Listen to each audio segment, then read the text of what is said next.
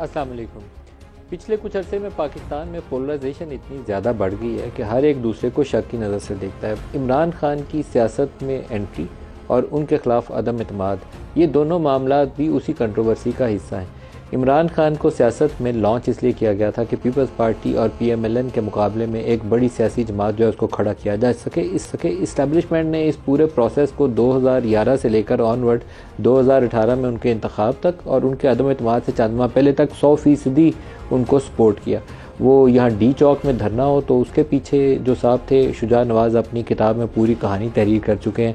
यहाँ फैज़ाबाद में धरना हो तो उसकी कहानी, और मुख्तलिफ शहरों के अंदर एहतजाज और उनकी बंदिश हो तो उसकी कहानी, पार्लियामेंट हाउस के ऊपर चढ़ाई या PTV स्टेशन पर हमला हो तो उसकी कहानी, सबके अंदर कुछ ना कुछ ऐसी कंट्रोवर्सी जुड़ी हुई है। या इवन ये पूछे कि फैज़ाबाद में उन प्रोटेस्ट के दौरान में जो CCTV की कैमरास थी, सेफ सिटी के कैमरास थी, वो किसने तारें काटी थी, वो कौन लोग थे जो पुलिस वालों को पुश बैक करने आए थे। तो मैं उन सारों के जवाब शायद TV पे दे ना सकूं, लेकिन मैं एक चीज़ कह सकता हूं आपको कि जो इमरान खान और इनके करीबी साथी कहते थे सेम पेज, वो वाक़तन सेम पेज एग्जिस्ट करता था और बड़ा स्ट्रांगली एग्जिस्ट करता था। इमरान खान सामने चेहरा थे और पीछे फोर्स जो थी वो इस्टेब्लिशमेंट थी जो इस पूरे प्रोसेस को चला रही थी। ख़राबी कहाँ से पैदा हुई उसकी बहुत सारी वजूहात बयान की जा सकी हैं। बहुत से लोग कहते हैं कि शायद उस्मान बुज़दार का तकर्रुर एक रीज़न थी। मेरा बाज़ चीज़ों के ऊपर मेरा ख्याल आता है कि उस्मान बुज़दार को अगर इस्टेब्लिशमेंट हटाना चाहती संजीदगी के साथ तो उसको महीने 2 महीने में 4 महीने में उठा के बाहर फेंक देते। वो कहते थे इमरान को, और इमरान खान उसके ऊपर बैक ट्रैक कर जाते थे। बात करने के बाद उनको सबूत भी दिखाए जाते थे, वो उससे भी पीछे हट जाते थे, लेकिन कभी उन्होंने धक्का मार के उस्मान बुज़दार को गिराने की कोशिश नहीं की। अगर उस्मान बुज़दार को गिराने की कोशिश नहीं की तो फिर इमरान खान को गिराने की कोशिश क्यों की, ये एक बड़ा सवाल है। साइफ़र का जो बयानिया था इमरान खान का, वो 27 मार्च 2022 को उन्होंने जलसे में जब वो लहराया तो उसकी शक्ल में लोगों के सामने आया। 7 मार्च को अमेरिका में एक मीटिंग होती है और पाकिस्तान के सफ़ीर असद मजीद वो डोनाल्ड लू से मुलाकात के बाद ख़ुद अपने वज़ीर-ए-आज़म को और अपने फॉरेन मिनिस्टर को एक साइफ़र भेजते हैं जिसमें लिखते हैं कि मेरी एक अमेरिकी स्टेट डिपार्टमेंट के ऑफिशियल के साथ डिनर पे मीटिंग होती है डोनाल्ड लू के साथ, और डोनाल्ड लू जो है वो बताता है कि वाइट हाउस और स्टेट डिपार्टमेंट खुश नहीं है इमरान खान के रूस के दौरे के ऊपर। और रूस का दौरा उस वक्त हुआ जिस रात उन्होंने यूक्रेन के ऊपर हमला भी कर दिया था। ये बड़ा इंटरेस्टिंग है। इमरान खान का दौरा यकीनन यूनिलैटरल नहीं था कि अकेले इमरान खान ने फैसला किया और उठ के चला गया। इमरान खान PTI की हुकूमत और उस वक्त की इस्टेब्लिशमेंट दोनों इस दौरे के ऊपर काम कर रहे थे। फिर अमेरिका खफा क्यों हुआ? अमेरिका ने खफा होना था, अमेरिका की नाराज़गी हमारे सामने आनी थी। तो क्या इमरान खान ने सब चीज़ों को नज़रअंदाज करके खुद जाने का फ़ैसला कर लिया? इसका मैं आपको शायद 2+2 करके जवाब ना दे सकूं, लेकिन जनरल बाजवा ने उसके बाद इस्लामाबाद में एक सेमिनार हुआ था और मीडिया के कैमरास के सामने उन्होंने कहा कि यूक्रेन वाले इशू के ऊपर कि उसकी वो मजम्मत भी करते हैं कि रूस ने उसके ऊपर हमला किया, और अपने कंसर्न्स का भी उन्होंने इजहार किया, तशवीश का, जो इमरान खान ने उस तरीके से नहीं किया था काम जो जनरल बाजवा ने बाद में एक सेमिनार के अंदर इस्लामाबाद में बैठ के कर लिया।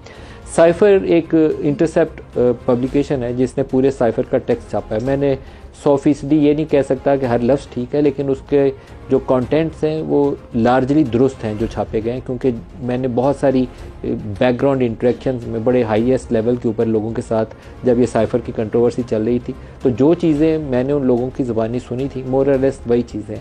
मैं इस बात के ऊपर यकीन नहीं रखता था कि अमेरिका ने बैठ के 35 MNA ख़रीद के और वो शहबाज शरीफ, जरदारी और जनरल बाजवा को दिए थे कि जाओ इमरान खान की हुकूमत गिरा दो। ये काम हमारी इस्टेब्लिशमेंट वैसे ही करने के लिए तैयार बैठी हुई थी, और वो जो MNAs थे वो PMLN के एक टिकट की खातिर 25 लोग जो थे उनके, वो PTI को छोड़ के जाने पे मादा बैठे हुए थे, क्योंकि 27 मार्च के उस ख़त लहराने से पहले इमरान खान हाईली अनपॉपुलर थे और पूरे साउथ पंजाब के जो इलेक्टेबल्स थे वो चोरी छुपे नवाज शरीफ से लंदन में राब्ते करके आइंदा के टिकट की फरमाइश कर रहे थे। साइफ़र का बयानिया इमरान खान ने अपने सियासी मुफादात के लिए इस्तेमाल किया, इसमें कोई शक नहीं है। डोनाल्ड लू ने, मैं 100% पहले भी कहता था और आज भी कहता हूँ कि वो अल्फाज इस्तेमाल किए कि अगर इमरान खान रहेगा तो फिर तो हमारे आपके साथ मसाइल हैं, अगर ये जाएगा तो फिर आपको माफ़ कर दिया जाएगा। ये टिपिकल अमरीकियों का एक स्टाइल है, उनका वो काउबॉय स्टाइल, एक डेमोक्रेसी वो करते हैं, डिप्लोमेसी, ये उसी के अंदर बयानिया उन्होंने हमें दिया कि अगर तो इमरान खान ही वज़ीर-ए-आज़म रहा तो फिर तो आप भुगतोगे, you will face the consequences, और अगर ये नो कॉन्फिडेंस कामयाब हो जाती है तो फिर हो सकता है कि आपको माफ़ कर दिया जाए। और वही चीज़ असद मजीद ने लिख के भेजी और उन्होंने कहा कि हमें डिमार्च करना चाहिए। सफ़ीर को बुलाते हैं और सफ़ीर को बुला के दफ्तर खारजा में आप प्रोटेस्ट लॉन्च करिए। प्रोटेस्ट नहीं लॉन्च किया बल्कि इमरान खान की जो ऑडियो क्लिप्स लीक हुई बाद में असद उमर और शाह महमूद कुरैशी और शीरी मज़ारी के साथ, उसके अंदर वो अपने इस क्लोज सर्कल को कह रहे हैं कि आपने ये बयानिया बनाना है, इसके ऊपर साइफर के ऊपर खेलना है और लोगों को स्पून फीड करना है कि अमेरिका से धमकी आई है कि इमरान खान की हुकूमत गिरा दो। और यहाँ से मीर जाफ़र और मीर सादक ने उनकी हुकूमत गिरा दी, जो जनरल बाजवा को कहते थे। जनरल बाजवा से सबसे बड़े जो डिफरेंसेस उनके डेवलप हुए वो जनरल फैज़ की जब उनको पोस्ट आउट किया जा रहा था DGISI, शायद वो एक मौका था जहां उनकी एक गहरी लकीर, कहना चाहिए कि लकीर गहरी होगी आपस में तकसीम की। पहले इश्यूज आते थे हट जाते थे, आते थे हट जाते थे, लेकिन जब उन्होंने उनको हटाने की कोशिश की और इमरान खान ने उसके ऊपर रुक गए कि नहीं मैं इनको नहीं जाने दूंगा, ही शुड कंटिन्यू, उनके मुख्तलिफ वजूहात बयान की जाती हैं। पब्लिकली उन्होंने कहा कि अफगान इशू की वजह से वो जनरल फैज़ को रोकना चाहते थे, लेकिन अनऑफिशियली जो हम लोग यहाँ सुनते थे इस्लामाबाद और पिंडी में, वो ख्याल ये था कि वो चाहते ही हैं कि जनरल बाजवा के बाद नेक्स्ट चीफ जो है वो जनरल फैज़ को लगाएं। ये बड़ा एक बुनियादी फैक्टर था।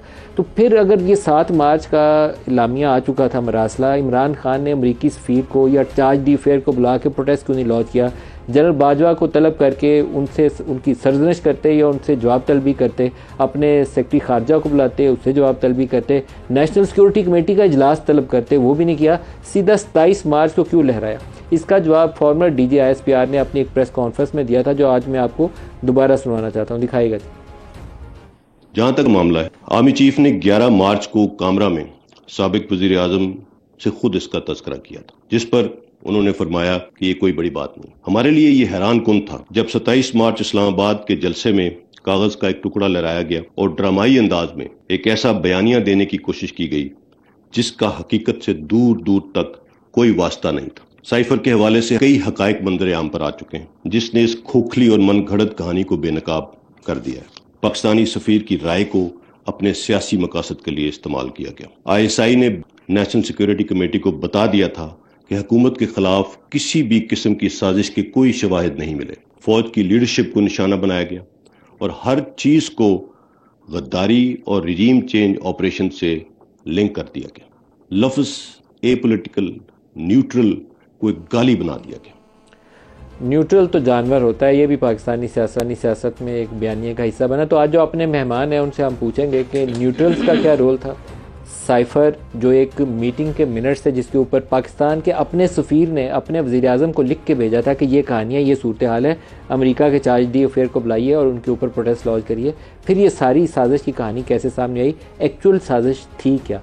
आज जो प्रोग्राम में हमारे साथ शुरा हैं इस्लामाबाद महमूद मौलवी साहब हैं इस्तेहकाम पाकिस्तान पार्टी से, आबिद शेर अली साहब हैं PMLN से, और अहमद बिलाल महबूब साहब हैं पिलडेट से। सबको खुश आमदीद कहता हूँ। महमूद मौलवी साहब, आपसे जानना चाहूँगा, आप उन दिनों शायद बहुत सारी क्लोज डोर मीटिंग का खुद हिस्सा रहे होंगे और आपको पता होगा कि हुआ क्या, एग्जैक्टली क्या कहानी क्या थी और कैसे इसको ये सोचा गया कि इसको जलसे में लहराते हैं, ये कैसे फैसले हुए। देखिए, ये पॉलिटिकल असल में कोई ना कोई स्टंट चाहिए था। उसकी वजह ये है कि पार्टी का मोराल बहुत डाउन हो गया था। उसकी वजह कि महंगाई, चीज़ें कंट्रोल नहीं हो रही थी, रेट ऑफ द गवर्नमेंट नहीं थी। हम लोग, मेरे ख्याल से आज भी बहुत से लोग इधर हैं, हम ये सोच रहे थे कि अगले इलेक्शन में हमारा होगा क्या, तो इतने परेशान थे। और उसके बाद देखिए, जब गवर्नमेंट गई, और मैं ये कहूँगा 25 आदमी की वजह से नहीं गई, क्योंकि मैं आखिरी मीटिंग रात के 2 बजे MQM से मैंने की थी। मैं और इमरान इस्माइल गए थे, इस्लामाबाद में मीटिंग हुई थी रात के 2 बजे। मेन चीज़ है कि MQM हमारे पास से हट गई।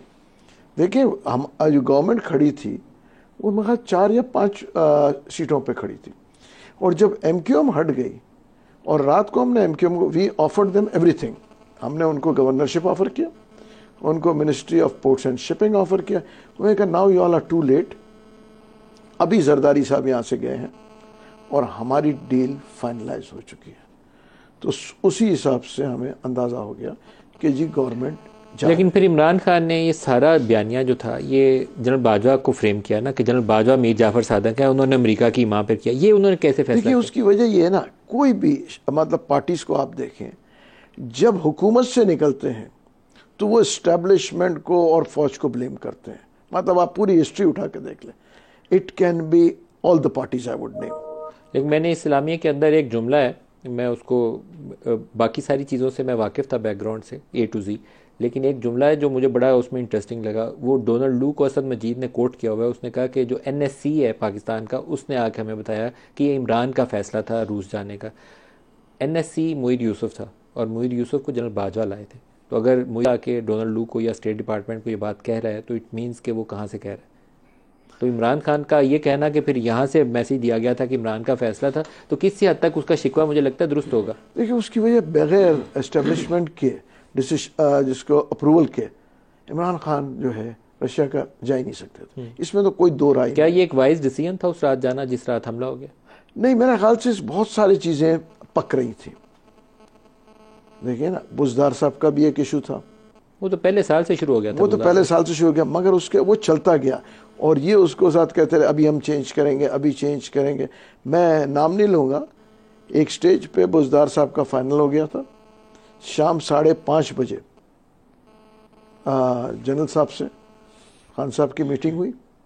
उन्होंने एक और नाम एग्री किया, उन्होंने कहा जी बुजदार साहब जाएंगे, एंड मैं गया। आपकी पार्टी के जो मौजूदा सरबराह हैं वो जी, उनका नाम लिया जा रहा था कि उनको लगाया जाएगा? मैं बिल्कुल उनका नाम, आपने जब कहा मैं आपको बताता हूँ। और मैं और इमरान इस्माइल को यह टास्क दिया गया कि जाके अलीम खान को मना के लेके आओ। हम रात को गए और बड़ी मुश्किलों से हमने उनको मनाया, बल्कि उन्होंने कहा था, कहने लगे अभी आप रात को ये बात कर रहे हैं, सुबह चेंज हो जाएगा। ये अलीम खान ने कहा कि अभी ये कह रहे हो सुबह तक इमरान बदल देगा। हमें कहने लगे कि आप लोग अभी कह रहे हैं ये सुबह तक ये नहीं होगा। हमने कहा नहीं, बाकायदा बात हुई है और हम पूरे बाजवा और इमरान की अंडरस्टैंडिंग हो चुकी है, बिल्कुल हो चुकी थी शाम को मीटिंग में घर के ऊपर बैठ के। उसके बाद हम उनको लेके रात को हम आए, इत्तेफाक से हम उन्हीं की प्लेन में आए, अलीम खान साहब की प्लेन में हम इस्लामाबाद पहुंचे। सुबह 10 बजे जो है उनके घर पे जो है बनी गाला में, वो कहा नहीं मैंने सोचा है कि ये जो है नॉट डूएबल है, अभी चेंज नहीं करते, चेंज अभी फिजिबल नहीं है। एंड वो उसमें जनरल बाजवा काफ़ी अपसेट हो गए। उसकी वजह ये कि एक कमिटमेंट शाम को हो और सुबह चेंज हो जाए, तो that was very embarrassing for him. और ये सिर्फ एक वाकया नहीं, इसके अलावा भी इस तरह के वाकया, तो वो बहुत सारी चीज़ें पक रही थी। और देखिए उसकी वजह ये था कि मेरी अमेरिकन सफ़ीर से मेरे घर पे मुलाकात हुई थी, हम जनरल बात कर रहे थे, नथिंग टू डू। तो मैंने उनसे पूछा, कहने लगे देखें जी आपका, और बाकायदा और भी लोग बैठे थे हमारे पार्टी के, तो उन्होंने कहा, कहने लगे जी आपका प्राइम मिनिस्टर झूठा है। आपका प्राइम मिनिस्टर झूठा है? हाँ, उस वक्त मैं बैठा था और प्राइम मिनिस्टर कौन था? इमरान खान बैठे थे और भी पार्टी के लोग बैठे थे मेरे घर पे। तो जिसमें से एक साहब ने कहा, कहने लगे you should not talk like this for our prime minister. और कौन बैठा था आपके अलावा? मेरे अलावा और बहुत सारे लोग। कोई एक नाम जिसे हम कंफर्म कर लें? इमरान इस्माइल बैठे थे। अच्छा, ठीक है ना, और जुबैर गिलानी बैठे थे, ठीक है ना, और बहुत से और भी लोग थे। तो उन्होंने कहा कि जी ये झूठा है, जिस पे फिर उन्होंने कहा, उन्होंने जस्टिफाई किया, कहने लगे देखें ये जो है, फिर वो वाली बात भी उन्होंने की, एब्सोल्युटली नॉट वाली। उन्होंने कहा देखें जी ये एब्सोल्युटली नॉट को he is trying to rub us with this, otherwise this is normal. Okay, if you don't agree, you don't agree, but you should not advertise and trying to show that I am too big. ये तो एक वो public position ली थी ना, popular position. Abid शेर अली साहब से भी पूछते हैं। आबिद शेर अली साहब, ये बड़ी इंटरेस्टिंग बैकग्राउंड है जो महमूद मौलवी साहब बता रहे हैं, क्योंकि उस वक्त सारे ये प्रोसेस से वाकिफ़ थे। मैंने सोचा इन्हीं की ज़ुबानी सुनते हैं। आपकी जमात भी बहुत सारे हक़ाइक़ से वाकिफ़ है, ख़ास तौर पर साउथ पंजाब का वो पूरा ब्लॉक था मैंने इसका जो आपकी तरफ जुड़ा हुआ था, और उस वक्त टिकटों के ऊपर सिर्फ आए थे कि हमें आइंदा इलेक्शन में आप टिकटें देंगे। फिर सूरत हाल 27 मार्च के बाद यकसर बदल गई और एक नया ही फिनोमेना हमारे सामने आ गया। साइफर और जनरल बाजवा के ऊपर ये सारा डालना कि जनरल बाजवा ही था अमेरिका का, वो जिसे क्या बोलते थे, मीर जाफ़र और मीर सादक, अमेरिका की माँ के ऊपर इन्होंने हुकूमत गिरा दी। ये कहानी कैसे सामने आई? देखिए जी मौलवी साहब, मेरा पहला बुनियादी ये बनता है कि इमरान खान को लेकर कौन आया था? RTS किसने बंद करवाया था? PMLN को, हमारे कायद नवाज शरीफ को किसने सजाएं दिलवाई थी? ये कोई छुपी हुई बात नहीं है कि गैर कानूनी तौर पर इमरान खान की, और पंजाब हुकूमत भी इमरान खान की ख्वाहिश पर नहीं बनने दी गई कि PMLN की तो उस वक्त ये साइफर, उस वक्त ये अमेरिकन साजिश, ABCD, उस वक्त कुछ याद नहीं आया।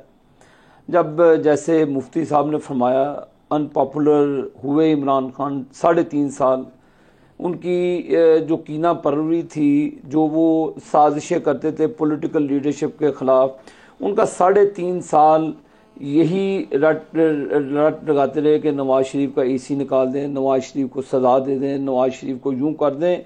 और 3.5 साल में वो तमाम साकिब निसार उनके साथ थे, पूरी इस्टेब्लिशमेंट उनकी तारीख में पहली मरतबा ऐसी हुकूमत उन्होंने बनवाई जिसके सारे लोग एक पेज पर आगे खड़े हो गए। उसके बावजूद जब 3.5 साल के बाद, जैसे इन्होंने खुद ही अंदरूनी कहानी आपको बयान फरमाई कि उनके अंदरूनी इख्तलाफात इतने बढ़ गए कि उनको कोई रास्ता नज़र नहीं आया। हम तो पहले ही उसको वोट ऑफ नो कॉन्फिडेंस के ज़रिए उसको वोट आउट करने चाह रहे थे। उसी इसना में PMLN और तमाम हमारी जो PDM की पार्टीज़ हैं, शमूल पाकिस्तान पीपल्स पार्टी, हमने बैठकर डिसाइड किया, ये डिसीजन लिया गया कि हम इसको वोट आउट करेंगे। उसके बाद जब हमने vote of no confidence move किया, उसके बाद एक नया ये साइफर की कहानी इन्होंने छेड़ दी। और उसके बाद देखें, लेकिन आप इस्टेब्लिशमेंट की मदद के बगैर नो कॉन्फिडेंस नहीं कर सकते थे। पाकिस्तान की तारीख में 75 सालों में ये पहला नो कॉन्फिडेंस था जो कामयाब हुआ। अदरवाइज 2 बंदे भी वो तोड़ना चाहते तो आपसे तोड़ लेते, नहीं तोड़े। देखें जी, हमजा शहबाज को उन्होंने उतारा ही ना। हमजा शहबाज को उतारने में परवेज इलाही के बेटे ने क्या कहा? जुडिशरी के डिसीजंस का रोल जो था बड़ा अहम था। परवेज इलाही के बेटे ने क्या कहा? आप बताएं। आपने उसने कहा जी कि जनरल बाजवा साहब ने हमें हेल्प किया कि हमजा शहबाज को हम उतारें।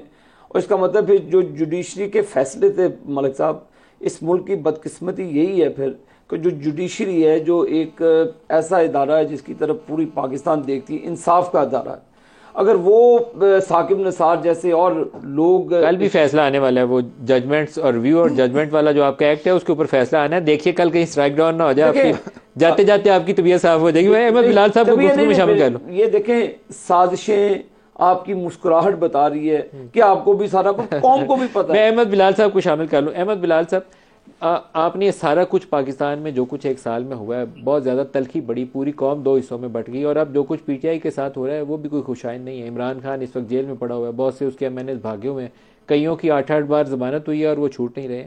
ये तलखी एक ऐसी चीज़ है जो पूरी कौम को इस वक्त इतने बड़े फसाद के धाने के ऊपर ले आई हुई है कि ये भी नहीं मालूम कि कल को हमें रास्ता मिलेगा या नहीं मिलेगा। क्या गलती की, कहाँ से, किस से हुई? आप समझते हैं कि ये अमेरिका ने रजीम चेंज किया, या आप समझते हैं कि उस मीटिंग का जो बयानिया था उसको सियासी मकासद के लिए इस्तेमाल किया गया? बहुत शुक्रिया मलिक साहब। देखिए, ये जो गलती है ना, इसकी जरा बिगर पिक्चर अगर आप देखें, अगर आप इसको स्पेसिफिक कोई पूछना चाहते हैं तो मैं इसके बारे में अर्ज करूंगा कि मेरा ख्याल ये है कि इसको जो ये जो नेशनल सिक्योरिटी कमेटी का और ISPR का भी जो पॉइंट ऑफ व्यू है, इस हद तक मैं उससे एग्री करता हूं कि ये जो साइफर था इसको सियासी मकासद के लिए इस्तेमाल किया गया। ये साइफर में जो चीज़ें लिखी हुई थी वो अमेरिकन हुकूमत का पॉइंट ऑफ व्यू था। आप उससे एग्री करें, आप उससे डिसएग्री करें, उन्होंने अपना पॉइंट ऑफ व्यू आपको बता दिया था। अब आप उसके वो कॉन्स्पायर कर रहे थे, ये उससे साबित नहीं होता। और मेरे ख्याल के कॉन्स्पिरेसी कोई नहीं थी। और इसके बारे में भी जो हमारे सिक्योरिटी इस्टेब्लिशमेंट का ख्याल है वो बिल्कुल दुरुस्त है कि कोई कॉन्स्पिरेसी नहीं थी। जो लोग थे वो पहले ही तुले बैठे थे इमरान खान साहब को तब्दील करने के लिए विद इन द पार्टी और उनके एलाइज में, और उसके लिए अपोजिशन ने भी मैदान हमवार कर दिया था। तो अब ये किसी कॉन्स्पिरेसी के नतीजे में वो नहीं हटे थे, लेकिन अब जब हटने का मौका आ गया करीब, तो फिर उन्होंने कहा कि इसका बेस्ट इस्तेमाल किया जाए अपने फ़ायदे के लिए। उन्होंने नहीं देखा कि इसके लॉन्ग टर्म मुल्क के ऊपर असरात क्या होंगे, उन्होंने वो उसे खेला और वो बहुत कामयाब बैठा। अभी तक उसके फ़वाइद वो समेट रहे हैं। तो ये तो बहरहाल साजिश है, लेकिन ये साजिश वाली बात दुरुस्त नहीं है। लेकिन जो आपने 1-2 और बातें कही हैं, मैं उसके बारे में जिक्र करना चाहता हूँ कि ये बुज़दार साहब जो थे, उनकी अपॉइंटमेंट बिल्कुल ही गलत होगी और वो बिल्कुल ही नाअहल होंगे इस काम के लिए। लेकिन सवाल ये है कि उसको हटाने के लिए कमर जावेद बाजवा साहब का क्या रोल था। उनका क्या काम बनता था कि वो वजीर आजम को बार बार ये कहें कैसे हटाओ? ये उनका कोई काम नहीं था। ये काम था सियासी क़यादत का, ये काम था उनकी पार्टी का, और अगर वो गलती कर रहे थे तो उस गलती का खमियाजा भुगत जाते। लेकिन इसमें इंटरफेयर करना, ये वो बात है जिसको कमर जावेद बाजवा साहब ने बाद में इतराफ़ किया कि हम 70 साल से मुदाखलत कर रहे हैं, आइन के खिलाफ कर रहे हैं, और यह हमें नहीं करना चाहिए। मेरे ख्याल है इसमें सारी जो बातें हैं उसको पूरे हक़ाइक़ के साथ इसको तस्लीम करना चाहिए, जिस चीज़ से जो गलती हुई है। लेकिन साइफर के मामले में इमरान खान साहब गलत थे, मेरे ख्याल में उनका मौक़िफ़ दुरुस्त नहीं था। एक ब्रेक ले लेंगे, हमारे साथ रहिएगा। प्रोग्राम में दोबारा खुश आमदीद कहते हैं। ये जो हम पहले हिस्से में डिस्कस किया साइफर और पाकिस्तान के अंदर ये जो पोलराइजेशन आई, क्या उसके बाद 10 अप्रैल 2022 के बाद पाकिस्तान में दूध और शहद की नहरें बहना शुरू हो गई? तो इसका जवाब नफ़ी में है। महंगाई पाकिस्तान में तारीख की बुलंद तरीन सतह के ऊपर गई, 28% से ज़ायद, और दरमियान में फूड इन्फ्लेशन जो था वो 50% पे रहा। रुपया जो था वो 189 से गिर के 289 पे चला गया। आटे का रेट 160 से 170 और 75 के दरमियान चला गया। चीनी 150 रुपया फ़ी किलो होगी। बेरोज़गारी बुलंद तरीन सतह पर, जीडीपी ग्रोथ बिल्कुल ज़मीन पे ज़ीरो के करीब आ चुकी है। तो कौन सी ऐसी चीज़ है जिसके ऊपर प्लस दिया जाए कि पीडीएम ने ये चेंज की थी तो पाकिस्तान में ये बेहतरी का अमल, तरक्की का अमल शुरू हो गया, लोगों की ज़िंदगियों में या इकॉनमी में बेहतरी आ गई? तो एक जो मुख्तसर एनालिसिस ये है कि जब भी आप पॉलिटिकल इंस्टेबिलिटी पैदा करेंगे, खा वो इस्टेब्लिशमेंट की मदद से करें या उसके बगैर करें, सियासी बहरान जब भी आएगा इकॉनमी कोलैप्स कर जाएगी और लोगों की ज़िंदगियाँ जीरन हो जाएंगी। यही पाकिस्तान में पिछले साल 1.5 साल में हुआ है। इतना ज़्यादा सियासी बहरान था और उसने पूरी इकॉनमी को बिठा दिया। आबिद शेर अली साहब, पहले आपसे मैं जवाब चाहता हूँ, ऐसी हुकूमत आपने क्यों करना पसंद की? आप 27 मार्च से पहले आपकी पंजाब के अंदर बाई इलेक्शंस में एक इलेक्शन सियालकोट का छोड़ के सारे आपने जीते थे। आज अब बाई इलेक्शन में जाएं आप सारे हार जाएंगे।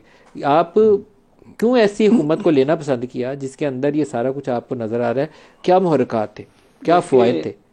मलिक साहब, आप जब ये रजीम चेंज हुई इमरान खान से जो भी मुल्क के हालात अबतर से अबतर तरीन थे और मुल्क ऑलमोस्ट उस सज पे था कि खुदा न खास्ता श्रीलंका ना बन जाए, इसमें कोई दो राह नहीं है। जो IMF के साथ आपने डील की, जो आपने एग्रीमेंट साइन की, और जो मुल्क का हशन, उसको आप डील लिंक नहीं कर सकते। आपने बेहतरी क्या की मुल्क में? मैं तो नहीं। देखें, अब आप हाथ पांव बंधे हुए थे। मियाँ नवाज शरीफ साहब की अपनी राय थी कि जी आप ये चेंज हो गया, आप इलेक्शंस में जाएं, फौरी इलेक्शन में जाएं। बिल्कुल मियाँ नवाज शरीफ साहब ने कहा, लेकिन तमाम स्टेक होल्डर्स थे जिसमें पाकिस्तान पीपल्स पार्टी थी, शहबाज शरीफ साहब, जरदारी साहब, मौलाना फजल रहमान, ऑलमोस्ट वो तीनों पावर में रहना चाहते थे। कंसेंसस था इसमें। नहीं, शहबाज शरीफ साहब, मुझे नहीं पता कि आपका, लेकिन शहबाज शरीफ साहब भी इस मोड में थे कि हमें इलेक्शन की तरफ जाना चाहिए। लेकिन जो हमारे दूसरे इत्तेहादी थे, हम सोलो फ्लाइट नहीं ले सकते थे, क्योंकि हम इत्तेहादियों की साथ मिलकर हमने ये वोट ऑफ नो कॉन्फिडेंस के जरिए इमरान खान को रिमूव किया और पाकिस्तान को बचाया। लेकिन इसमें जैसे इमरान खान वो 20-30 रुपए लीटर पेट्रोल, आपको पता है वो जो महीना 1.5 महीना वो जाने से पहले कीमत 150 कर दी, और उससे जो पाकिस्तान को नुकसान पहुंचा, जो IMF के साथ आपने लिख के दिया था, मैंने लिख के नहीं दिया था, इन्होंने लिख के दिया था। मलिक साहब, इसमें कोई दो राह नहीं है। मैं उस शहर में रहता हूँ जहाँ के पावर लूम इंडस्ट्री है। मुझे पता है कि मेरे शहर के ताजर 60 रुपये यूनिट बिजली का बिल देते हैं, जो अनबेरेबल है, नहीं काबिल बर्दाश्त है। बहुत तकलीफ है, इसमें कोई दो राह नहीं है। मैं इस पे आपसे बिल्कुल, मैं आंखें चुरा के नहीं बैठ सकता। मैं उस शहर में रहता हूँ, खुद भी उस बैकग्राउंड से मेरा ताल्लुक है, पावर लूम इंडस्ट्रीज वाले हैं, दूसरे हैं। लेकिन बेहतरी की तरफ अब IMF के साथ मामला आलमी सतह को हिट किया पेट्रोल को। बहुत बड़ी सियासी गलती थी। मैं इसमें कोई, देखें, हमने बार बार कहा कि सियासत अगर बचानी होती तो मलिक साहब उस वक्त जो जनरल फैज का एक बिछाया हुआ जाल था, जो भी उस जनरल फैज का बिछाया हुआ जाल, बिल्कुल उसका बिछाया हुआ जाल था। डे 1 से लेकर इमरान खान के साथ एंड तक वो स्लीपिंग पार्टनर्स भी थे, उनका माइंडसेट भी एक था कि भी तुम भी अगले 10 साल रहना है, मैंने भी रहना है। उनका एक पार्टनर्स इन क्राइम थे वो, बिल्कुल इसमें कोई दो राह नहीं है कि जनरल फैज, इमरान नियाजी और वो बाबर डैम, क्या नाम है उसका, बाबा रहम थे जो भी आप अच्छा महमूद मौलवी साहब, एक लास्ट सेंटेंस है मेरा।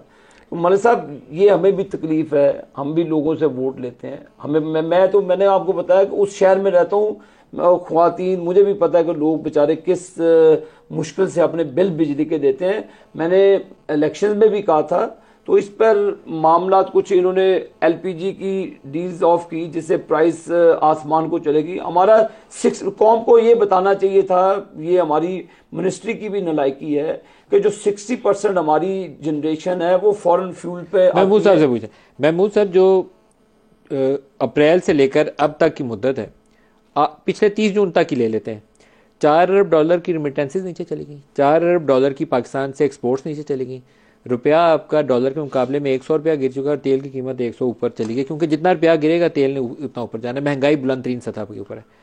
तो इसमें शहबाज साहब के केसेस में उनको बचत होगी, वो 26 अरब वाला केस था, जरदारी साहब के वो फेक अकाउंट्स वाला केस था, उसमें बचत होगी। पाकिस्तान का क्या फ़ायदा हुआ? बदकिस्मती से देखे पाकिस्तान का कोई फ़ायदा नहीं हुआ। और ये मैं कहूँगा, अभी मेरे भाई बात कर रहे थे, देखिए अंदाज़ा इनको भी नहीं था कि ये हाल बनेगा, ये मैं आपको बताऊं। सियासी गलती थी, जो मेरा एक व्यू है, सियासी गलती थी। उसकी वजह कि सियासी गलती नहीं थी, इनको अंदाज़ा नहीं था कि हालात ये हैं और हम इस नहज पे चले जाएंगे। देखिए जिस तरीके से महंगाई गई, आउट ऑफ कंट्रोल हो गया। देखिए हर चीज़ डबल हो गई, खाने पीने की अशिया। हम कल भी हम शहबाज शरीफ साहब कह रहे थे कि गंदम की बम्पर क्रॉप हुई है।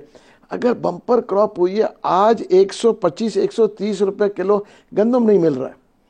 कौन सी चीज़ है जिसके ऊपर कंट्रोल हम कर पाए? ठीक है ना, हुकूमत इसमें कोई दो राय नहीं है कि इस टेन्योर में ये हुकूमत नाकाम हो गई, जिसमें इनके इत्तेहादी, जिस पे कल मैंने कहा एक टीवी शो में, मैंने कहा ये बहुत गलत बात है कि इनके इत्तेहादी सारा ब्लेम इस वक्त PMLN पे डाल रहे हैं, जिसमें पीपल्स पार्टी भी, कल JUIF भी वहाँ बैठे हुए थे, असेंबली में भी स्पीच कर रहे थे और सब ब्लेम कर रहे थे कि जी जो हुकूमत। मैंने कहा आप लोग तो खुद हुकूमत में थे इनके साथ, वो वज़ीर आज़म की पार्टी पे जाना है, ये तो तय नहीं। मगर देखिए सारा ब्लेम वो शिफ्ट कर रहे थे PMLN के ऊपर। अब इसमें देखिए ना, अवाम पिस गई और चीज़ें कंट्रोल। अब मैं आपको बताऊं, ये सभी मेरे भाई बात करें, 24% के ऊपर कौन आदमी इंडस्ट्री या बिजनेस करेगा? नहीं कर सकता। जब वो नहीं करेगा तो आज अभी तो हम कुछ भी नहीं देख रहे, ये इंडस्ट्री या कुछ और नहीं लगेंगे तो अनएम्प्लॉयमेंट और बढ़ जाएगा। क्योंकि लोग ये सोचेंगे कि अगर वो 1 अरब रुपया बैंक में रख दें तो 2 करोड़ रुपया उनको महीना मिलेगा, तो वो क्यों इंडस्ट्री लगाएंगे कि लोगों को रोजगार देंगे? बिल्कुल सही। तो इस हालात को देखते हुए अहमद साहब आपसे जानना चाहता हूँ, शहबाज साहब के मुतल्लिक एक तासुर बड़ा स्ट्रांगली इमर्ज किया है, वो ये कि वो इतनी ज़्यादा आजकल इस्टेब्लिशमेंट की मददसराई करते हैं, इतनी ज़्यादा मददसराई करते हैं कि शायद वो अपने आप को नेक्स्ट टर्म के लिए अपनी क्वालिफिकेशन बेहतर कर रहे हैं, कि हर काम में कहते हैं कि ये जैसे ही उन्होंने चार्ज संभाला तो उन्होंने पाकिस्तान की तरक्की का एक रोड मैप हमें दे दिया। तो मुझे लगता है यह है कि इस 1 साल में उन्होंने पोलिटिकल कैपिटल तो मुकम्मल कंप्लीटली लूज़ कर दिया। PMLN ने पंजाब के अंदर बहुत मार खाई है। तो शहबाज शरीफ साहब अपने आप को क्वालिफाई करने के लिए अब वो दूसरे हरबे इस्तेमाल कर रहे हैं, आपका क्या तजिया?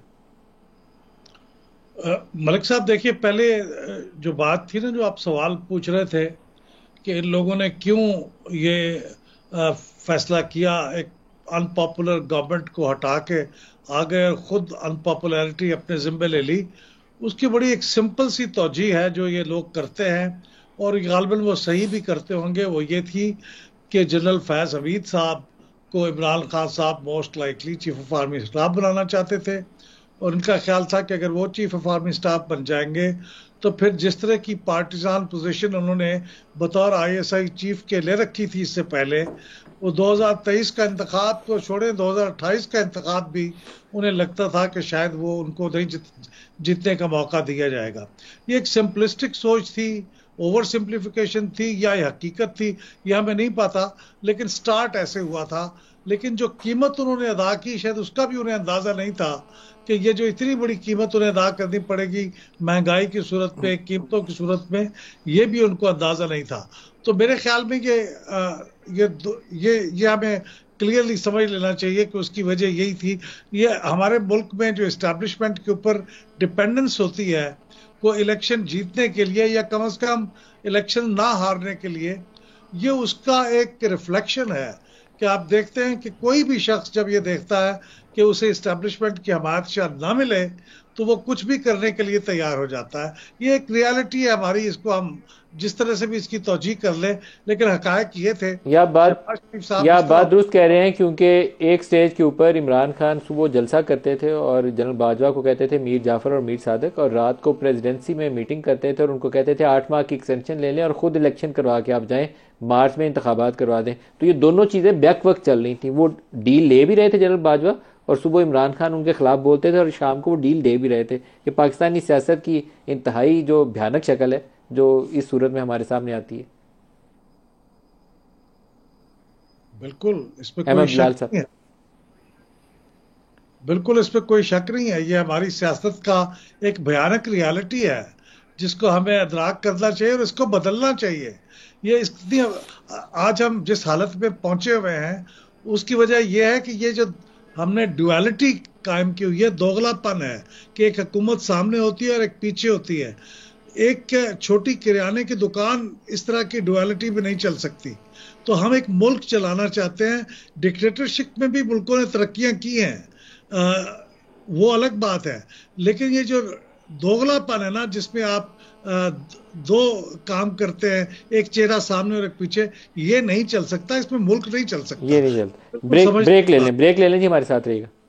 प्रोग्राम में दोबारा खुशामदीद कहते हैं। सबसे बड़ा सवाल अब यह है कि असम्बलियाँ तो तहलील हो गई, निगरान के ऊपर अभी बहस जारी है, इंतखाबात कब होंगे। अहमद बेलाल महबूब साहब, अब वो कहते हैं, अच्छा यहाँ से शुरू करते हैं, महमूद मौलवी साहब से पूछते हैं।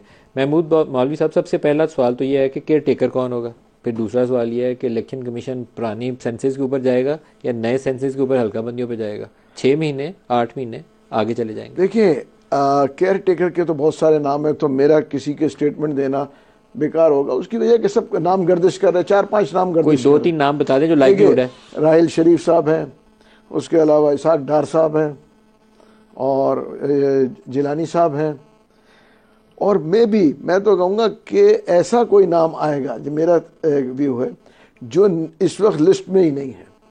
Dark horse would be there. और जहाँ तक आप सेंसस की बात करते हैं, मेरे हिसाब से अभी ये सेंसस के उसको देखते हुए ये इलेक्शन 8 महीने आगे जाएंगे, मिनिमम 6-8 महीने जाएंगे। उसकी वजह ये है कि वो सेंसस का इशू अप्रूव हो चुका है, ठीक है ना, कम से कम 4 से 5 महीना वो लगेंगे।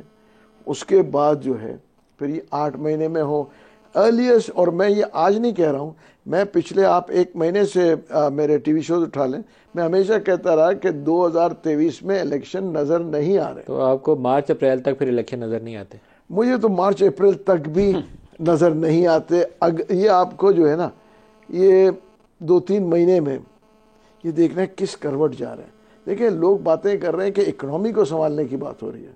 IMF का जो है विजन लेके कौन चलेगा? IMF को जो डिक्टेशन देना चाह रहा है वो अपने हिसाब से सही कर रहा है, मगर उसको यहाँ की रियलिटी समझना पड़ेगा और समझाना पड़ेगा हम लोगों को कि ये चीजें यहाँ पे नहीं चलेगी। तो जो पहले देखना पड़ेगा कि केयर टेकर के ऊपर फोटो किसकी लगती है। बिल्कुल, वो फिर उसकी रोशनी में इलेक्शन का टाइम पता चलेगा। आपको केयर टेकर के जो फोटो आएगा उससे आप फौरन अंदाजा कर सकेंगे कि ये 3 महीने वाला फोटो है या 8 महीने वाला है या 2 साल वाला। 2 साल वाला भी खतरा है।